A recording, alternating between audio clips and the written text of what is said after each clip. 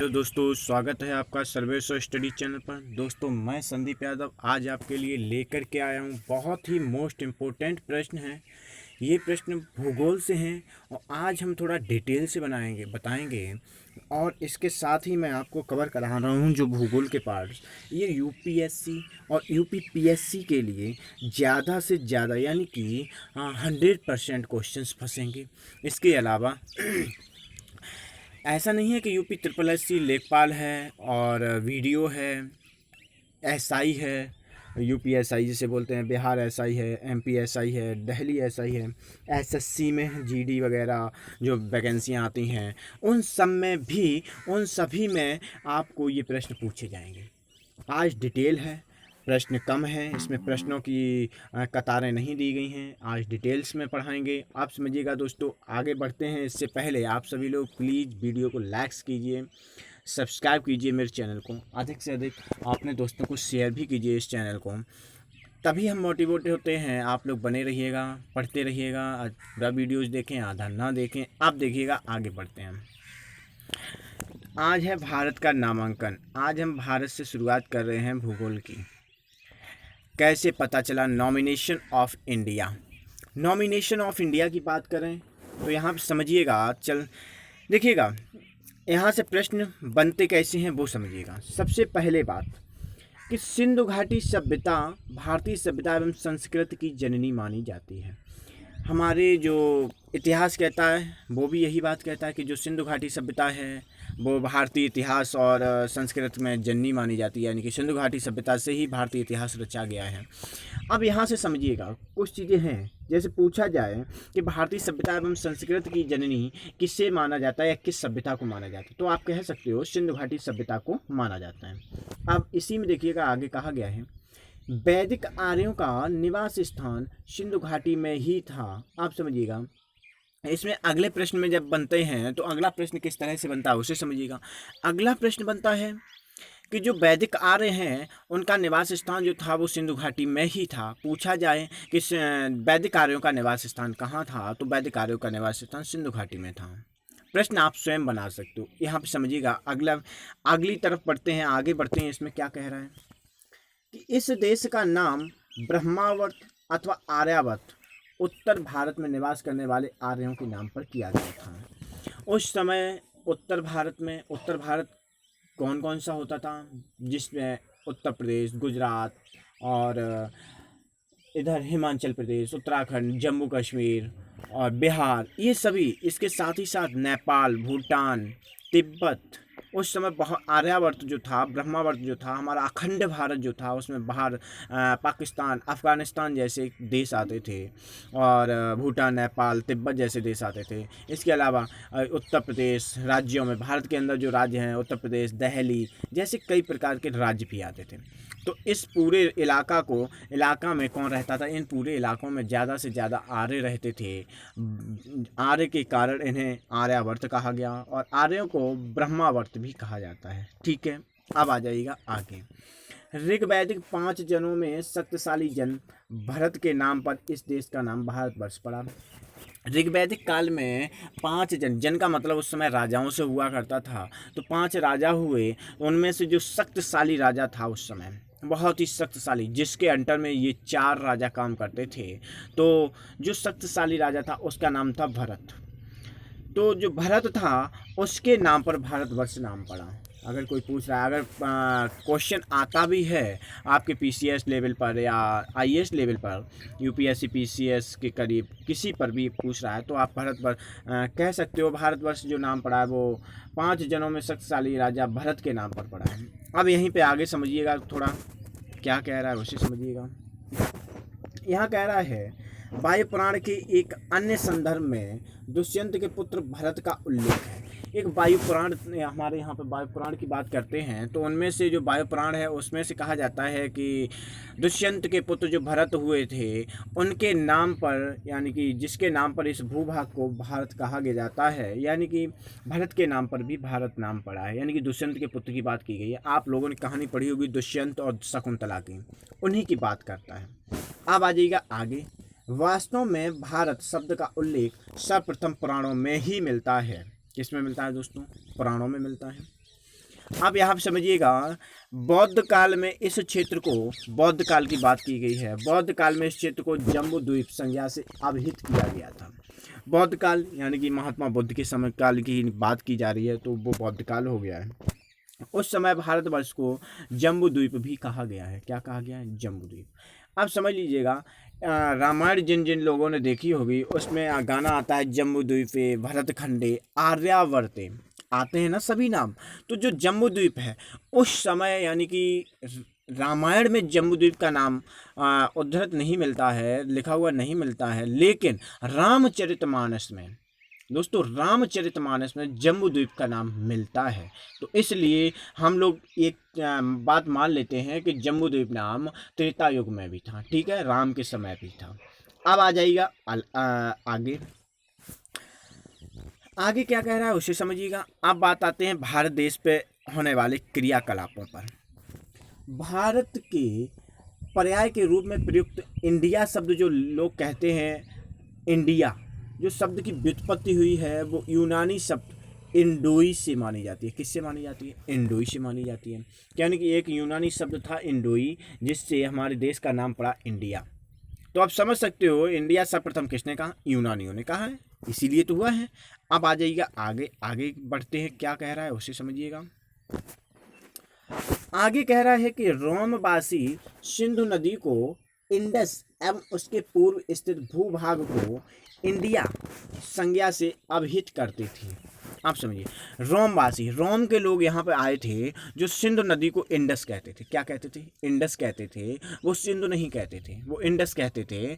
और उसके जो पूरब में स्थित यानी कि जो सिंधु नदी थी उसके जो दूसरा छोर होता था, उस छोर को हम लोग जो पूरब की स्थित में जो भूभाग होता था उसे इंडिया शब्द से अभिहित किया गया। किससे किया गया? इंडिया से। आप समझिए, पारसी लोग आए थे जिन्हें ईरानियों ने, ईरानी लोग जो पारसी होते हैं, उन्होंने सिंधु नदी को हिंदू कहा है, हिंदुकश नदी वैसे तो बोलते हैं, तो हिंदू कहा है। तो यहीं पर हमारे इस प्रदेश को हिंदुस्तान नाम से संबोधित किया है। सबसे पहले किसने किया है? पारसियों ने किया है, ईरानियों ने किया है, ठीक है। अगर कोई कह रहा है कि सर्वप्रथम हिंदुस्तान नाम से संबोधित किसने किया है हमारे देश को, तो पारसियों ने किया है, यानी कि ईरानियों ने किया है, ठीक है। अब बढ़ते हैं आगे प्रश्न की ओर। आगे प्रश्न क्या कह रहा है उससे समझिए। प्रश्नों की कड़ियाँ तो नहीं मैंने बनाई हैं, लेकिन आज डिटेल की बात कर रहा था, तो डिटेल में मैं कर रहा हूँ, उसे समझिएगा। आगे क्या कह रहा है? आगे कह रहा है भारत अर्थात इंडिया अतीत काल से ही एक सुस्पष्ट भौगोलिक एवं भू राजनैतिक इकाई के रूप में सुस्थापित रहा है। कहने का अर्थ क्या है? भारत जो है यानी कि इंडिया जो है वो अतीत काल से यानी बहुत पुराने समय से ही एक सुस्पष्ट भौगोलिक यानी बहुत अच्छी स्पष्टता के साथ भौगोलिक कर्तव्यों के साथ, भौगोलिक कर्तव्य का मतलब है मैप के साथ की बात कर रहा है, एवं राजनैतिक यानी कि यहाँ की जो भू राजनीतिक इकाइयाँ थी जिनमें 16 इकाइयों के बारे में, कहीं अनुपात की बात करता है तो कहीं कड़ियों की बात करता है। तो इस तरह से भू राजनीतिक इकाइयाँ जो हुआ करती थी कि अगर कोई गरीब है तो वहाँ से हमारा भू राजस्व कितना मिलना चाहिए, 1/16 मिलना चाहिए या 2/16 मिलना चाहिए, जो भी उनका 1/6 होता था, कहीं तो कहीं 1/4 भी होता था।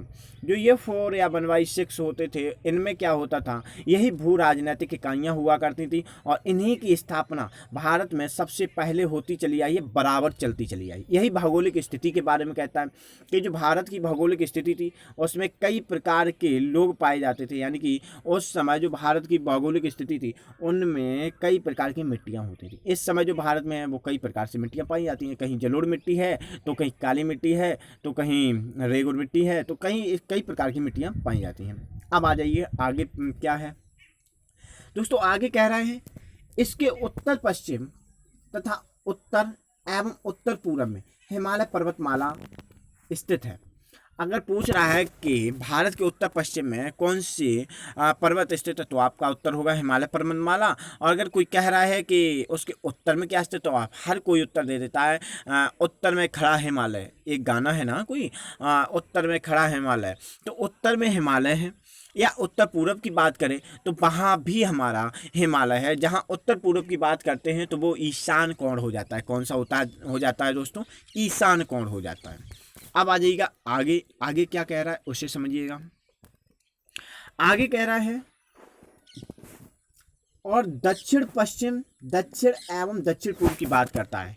दक्षिण पश्चिम तथा दक्षिण एवं दक्षिण पूर्व में दोस्तों हिंद महासागर एवं उसके दो उत्तरी जलभाग। देखिएगा, हिंद महासागर के दो उत्तरी जलभाग हैं जो भारत के अंदर घुसे हुए हैं। उससे फिर महासागर की उपाधि नहीं दी गई, उन्हें सागरों की उपाधि दी गई। देखिएगा कौन कौन से हैं। हिंद महासागर तथा उसके दो उत्तरी जलभाग हैं। कौन कौन से? एक अरब सागर है और दूसरी है बंगाल की खाड़ी। कौन है? बंगाल की खाड़ी और अरब सागर। ये दक्षिण पश्चिम की बात की जाए, दक्षिण पश्चिम की बात की जाए तो अरब सागर, दक्षिण की बात की जाए तो हिंद महासागर। दक्षिण में चरणों को धोता जहाँ सागर का सम्राट है, कहा है ना किसी गाने में, तो वो सागर का सम्राट की बात की जाती है तो हिंद महासागर की बात की जाती है। ठीक है, तो ये दक्षिण में जब भी बात होती है तो हिंद महासागर आता है। और जब भी दक्षिण पूर्व की बात करते हैं तो दोस्तों उसमें हमारी बंगाल की खाड़ी आ जाती है, जहाँ बांग्लादेश और पश्चिम बंगाल की बात करते हैं।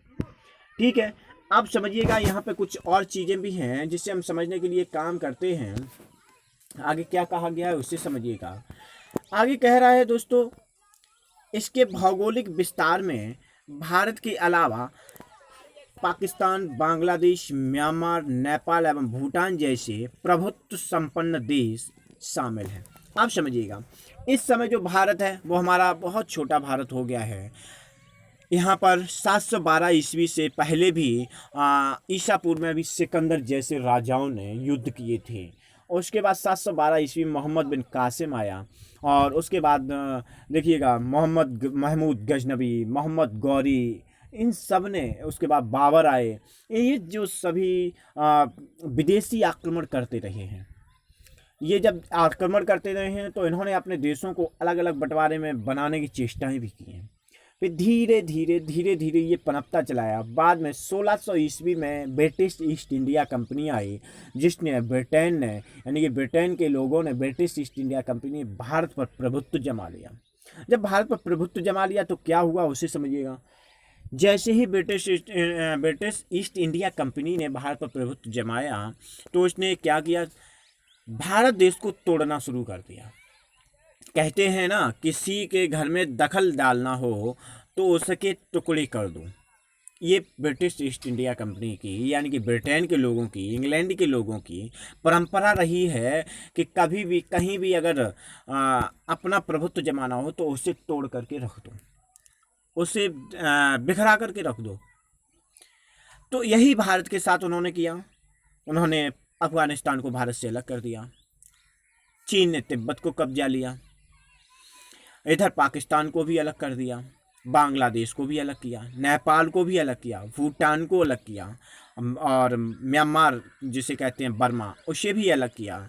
इसके साथ ही साथ कई देश भी हैं, और भी देश हैं। 24 देशों की ये श्रृंखला मिलती है जिनमें हमारा मलेशिया भी आता है। तो इस तरह से बहुत सारे देश हैं जो भारत देश से टूट गए। कई द्वीप भी हैं, कई द्वीप। तो ये सभी द्वीप भी मिलकर के भारत देश का भौगोलिक निर्माण करते थे।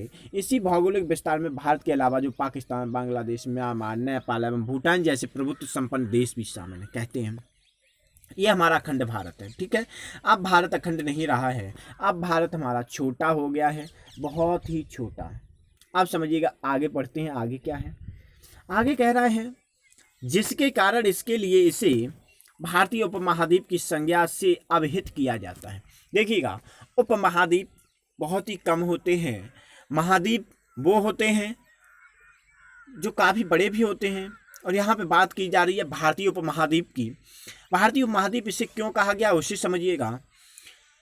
इसका भौगोलिक जो विस्तार होता था दोस्तों, वो पाकिस्तान, अफगानिस्तान, बांग्लादेश, नेपाल, म्यांमार, भूटान जैसे कई प्रभुत्व संपन्न देश थे जो भारत में हुआ करते थे। इसलिए इसे भारतीय उपमहाद्वीप कहा गया और ये अपने आप में बहुत बड़ा हिस्सा होता है, अपने आप में बहुत बड़ा हिस्सा है। अब आ जाइएगा आगे। आगे हम जब आप पढ़ेंगे उसमें भी कुछ चीज़ें हम समझेंगे। अभी तो हम आपको नॉर्मली चीज़ें बता रहे हैं। नॉर्मली का मतलब इनसे प्रश्न आपको मिलेंगे, आप इनसे प्रश्न लिख सकते हैं, बना सकते हैं। आप समझिएगा, इनके बाद में हम प्रैक्टिस सेट भी कराएंगे, जो सेट्स होंगे प्रैक्टिस सेट उन्हें भी जब हम कराएंगे तो आप उनसे भी पढ़िएगा। अभी डिटेल पढ़िएगा फिर प्रैक्टिस सेट कराएंगे, ठीक है दोस्तों। अब आ जाइएगा आगे, आगे क्या कह रहा है उससे समझिएगा। संज्ञा से अभिहित किया जाता है, यहाँ तक हो गया था। अब देखिएगा, श्रीलंका एवं मालदीव को सम्मिलित करते हुए आज यह समस्त भूभाग दक्षिण एशिया के नाम से जाना जाता है। अगर भारत के उपमहाद्वीप यानी जो भारतीय उपमहाद्वीप है, जो भारत से कट करके 24 देश बने, उन सब की बात करते हुए भी अगर श्रीलंका और मालदीव को भी जोड़ दिया जाए, अगर श्रीलंका और मालदीव को भी इसी भारतीय उपमहाद्वीप में जोड़ लिया जाए तो ये दक्षिण एशिया कहलाता है। समझ लीजिएगा, ये दक्षिण एशिया कहलाता है। क्या कहलाता है दोस्तों? दक्षिण एशिया कहलाता है। अब यहाँ पर समझ लीजिएगा आगे क्या है। आगे दोस्तों क्या कह रहा है उसे समझिएगा, थोड़ा ही है, ज्यादा नहीं है। हाँ, कुछ परीक्षा से प्रश्न पूछे जा सकते हैं, उनमें देखिए कैसे मैंने ये पीछे करा दिया है। जैसे कह रहा है इसमें कि सर्वप्रथम किस देश के निवासियों ने भारत को हिंदुस्तान की संज्ञा प्रदान की। तो दोस्तों तुम्हें पता होना चाहिए कि ईरानियों ने यानी पारसियों ने, मैंने अभी बताया था पीछे। इसी तरह से इसमें आगे कहा गया है कि बौद्ध काल में भारतवर्ष किस संज्ञा से लोकप्रिय था, तो जम्बूद्वीप से, मैंने अभी बताया था इससे पहले। और यही तीसरे प्रश्न की बात करूं तो इसमें कह रहा है कि सर्वप्रथम हिमालय एवं विंध्य पर्वतों के बीच स्थित भूभाग को कौन सी उपमा प्रदान की गई, तो दोस्तों ब्रह्मावर्त या आर्यावर्त की गई। हिमालय और विंध्य पर्वतों यानी कि उत्तर भारत की बात की जाती है दोस्तों। किसकी बात की जाती है? उत्तर भारत की बात की जाती है। आज के लिए दोस्तों देखिएगा, आज के लिए मैं यहीं पर रोकता हूं। अब मिलते हैं कल, और कल आगे इसका कराया जाएगा पार्ट नंबर 2। अब भौगोलिक स्थिति आपकी जो भूगोल में दिनचर्या चल रही है वो भी एक अच्छे प्रकार से आपकी चलती रहे। आप पढ़ते रहिएगा इस चैनल पर और तैयारी करते रहिएगा। अब यूपीएससी और यूपीपीएससी के लेवल पे और इसके अलावा यूपीएससी में जो भी वैकेंसी आती हैं, वीडियो, लेखपाल, एसआई, पुलिस और इसके अलावा जीडी, एसएससी, एसएससी, सीजीएल, इन सभी के लिए आपको प्रिपरेशन करनी है और इनमें भूगोल पूछा जाता है। यूपीपीएससी और यूपीएससी की बात मैं करूं तो उसमें 23 प्रश्न 20 से लेकर के 25 प्रश्न आते हैं आपके, किसके? भूगोल से आते हैं। और ये बहुत ही इंपॉर्टेंट प्रश्न है। मैंने ये जो बुक्स पढ़ा रहा हूँ, ये आपको जो बुक पढ़ा रहा हूँ, ये दोस्तों जो बुक है, ये पुस्तक, ये हमारे सिविल के लिए है। सिविल का मतलब आईएएस पीसीएस के लिए है, ठीक है। आप पढ़ते रहिएगा, मैं पढ़ाता रहूँगा और आप आते रहिएगा। चैनल को सब्सक्राइब कीजिए, बेल आइकन को प्रेस कीजिए और अपने दोस्तों को शेयर भी कीजिएगा, जिससे कि हम मोटिवेट रहें और आपके लिए अच्छे से अच्छे वीडियोस लाते रहें। और आप लोग जब सब्सक्राइब कर देते हो तो मैं मोटिवेट रहता हूँ, अच्छे से अच्छी चीज़ें लाता रहता हूँ। दोस्तों आज के लिए इतना ही। हर वीडियो के अंत में मैं एक ही बात कहता हूँ, वो आज फिर कह रहा हूँ कि अपने माता पिता की तरह इस भारत देश की भी सेवा करूँ। अपने माँ के लिए जितना तुम्हें प्यार आता है, अपने पिता के लिए जितना प्रेम आता है, उतना ही प्रेम इस भारत देश के लिए करो। अगर आपके माता पिता आपको पढ़ा रहे हैं, अपना घर गिरवी रख रहे हैं, तो कोई लोन लेकर के पढ़ा रहा है, तो कोई अपने खेत को गिरवी रख करके पढ़ा रहा है। समझ लीजिएगा, अपने आप को गिरवी रख देते हैं वो लोग जब तुम्हें पढ़ाते हैं। तो आप लोग पढ़िएगा, मेहनत कीजिएगा और जॉब प्राप्त कीजिएगा। तो ये एक दिन आप अपने गिरवी माता पिता को बचा सकते हो और रोक सकते हो। यहीं पर साथ ही साथ मैं आपको बात बता दूं, अपने भारत माता की भी सेवा कर सकते हो, ठीक है। एक साथ कई निशाने भी आप साध सकते हो। आज के लिए इतना ही, अब मिलते हैं कल। जय हिंद, जय भारत दोस्तों।